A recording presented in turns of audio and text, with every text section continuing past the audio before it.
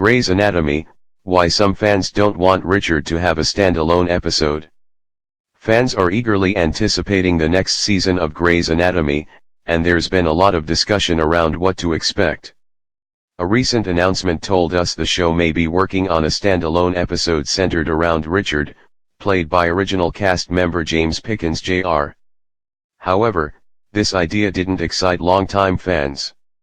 What's the plan for this episode, and will Grey's Anatomy be able to pull it off? Here's what we know so far. Fans aren't happy with the idea of a standalone episode for Richard. Fans will be learning a lot more about Richard in season 16. Showrunner, Chris Vernoff told TV Line that he'll be the subject of a special episode this season. I don't feel like he's quite been given his due, Vernoff said. But fans don't seem to agree. In a Reddit thread discussing the news, viewers seemed to feel like they'd watched enough about Richard, and would rather see storylines that revolve around new characters.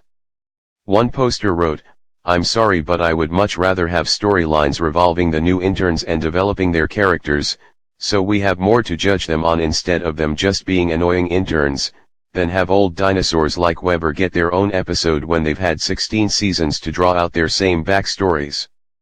Like we get it, or an alcoholic and you had an affair, we're over it." Another fan had a similar reaction. "Seriously? He kinda had one last season.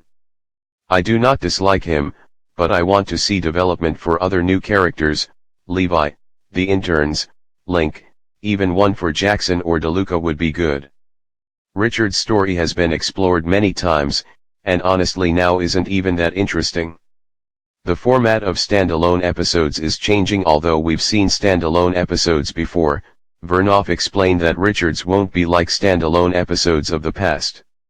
"The standalone episodes are always evolving," Vernoff said. "They were born out of scheduling, because we could shoot them simultaneously with other episodes. But my hope for the season is to make those episodes feel a little more like our traditional episodes." A good example of what the Grey's Anatomy cast is shooting for is an episode from season 14 titled One Day Like This. "That was a standalone, but it didn't feel like one," said Vernoff. The episode featured a day in the life of Meredith, April, and Owen, and although it featured its own standalone storyline, it fit into the overall story of Grey's Anatomy a little better than some of the previous standalones.